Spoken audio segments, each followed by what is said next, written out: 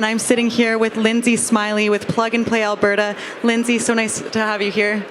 Thanks so much for having me, Kessia. It's a really pleasure. There's a lot of people here. The energy is very vibrant. So, perfect. And feel free to just let us know a little bit about yourself. Introduce yourself. Sure. Lindsay Smiley. I'm one of the directors here in Alberta for Plug and Play. Not a lot of people know about us quite yet, but we're growing a good reputation. We're traditionally headquartered out of Silicon Valley. Family office started by Saeed Amidi, who was one of the first investors in Google, PayPal, Logitech, Danger. So pretty well known in the VC world in the Valley. We work with a lot of corporate partners as well. So we run a corporate innovation program, and we launched 4 programs here in Alberta in sustainability, health, digital health, artificial intelligence, machine learning, and just most recently, food and beverage. And what exactly is Plug and Play's role here at the convention this year? My understanding is that you weren't here last year. So last year when this conference was kicked off for the very first time, we had our ventures as analyst, Catherine Smith, who did a hydrogen trends presentation at the same time, and the content of that caught a bit of attention. And so we were asked to do, just to activate the back space here on the exhibition floor and run an innovation showcase. So we've been showcasing some really innovative startups in the hydrogen space and bringing in some panelists. We also brought in our global director of sustainability, Matt Claxton, who's a partner with Plug and Play and is one of the decision makers for who we invest in. So it's great. Awesome. And I know one of yours, the Global Hydrogen Pitch Competition, the winner will be able to join the June Pitch Challenge. Do you know anything? Can you tell us a little bit about what that's going to look like?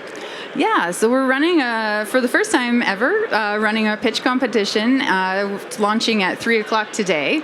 And the winner of that will get fast-tracked into our sustainability program here in Alberta and be able to pitch at our summer summit or June summit in Silicon Valley in front of thousands of people. So very good opportunity. That is pretty exciting. Can you tell us a little bit more about Plug and Play's role? You mentioned that Plug and Play in Alberta is still really emerging. So how does that fit into Alberta? Why Alberta?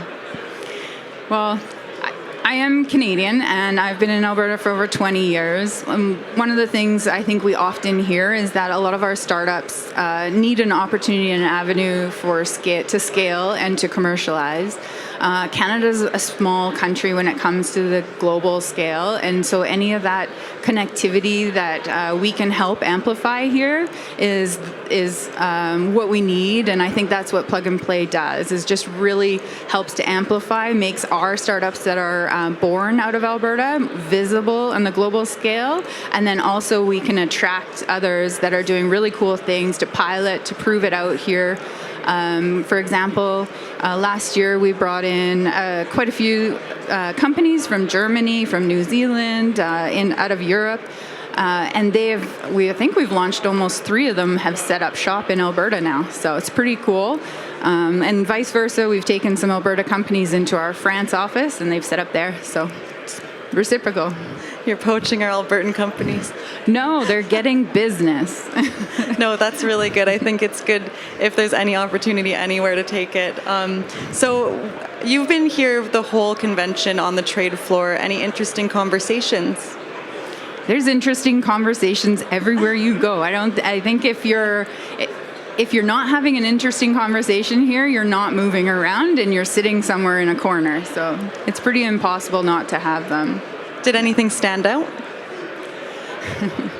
I've enjoyed the conversations on the challenges around hydrogen, specifically in the transportation of it, and we're seeing some solutions and some companies, I think, really innovate in that space and try to address the challenge of how costly it is and how potentially dangerous it can be.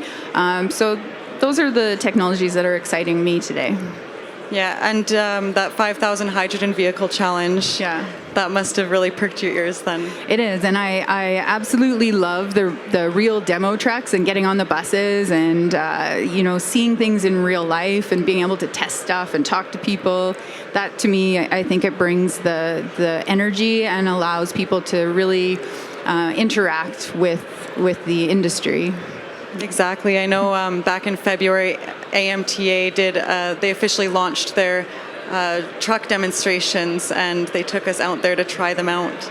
And the driver said this is the largest golf cart you'll ever be in because it was super quiet. But it was cool to actually be in it and see it happen. Yeah, it's really great. I'm fortunate enough that we work across 21 different industries and get to see some of the coolest things around. For me, I just think how much I don't know. Every day I'm surprised by something new. I didn't know you can 3D print skin and reproduce organs even. It's like really great to see some of these innovations. Yeah. So can you tell me a little bit more about the hydrogen portfolio for Plug and Play? I think it's new, it's young, it's growing. The fact that Matt's here, visibly looking at startups here and where to invest, means that we're looking at it seriously. Traditional VCs are not the ones that invest in high capital, high risk infrastructure projects and things, but Plug and Play is fairly unique. And Matt has spoke about that earlier, where we have about a 50-50% breakdown between software and hardware. So we're actually ready to take a bit more risk when it comes to hydrogen because of how important it is in the future. And what are investors looking at when it comes to startups? What would be a good quality or something that somebody would want to invest in? That's the secret sauce. One of the things I hear all the time is it's about the people. It can look really good on paper and the numbers can make sense, but if it doesn't have the right team and a proven team, you're not going to get far. And it's really underestimated how important the team is. One thing in Canada, I have noticed a difference between what's talked about in our Silicon Valley office is the fact that repeat founders are even more valuable and they're regarded to be a little bit more trusted. In Canada, we don't like it if a founder has failed necessarily. We see that as a negative thing.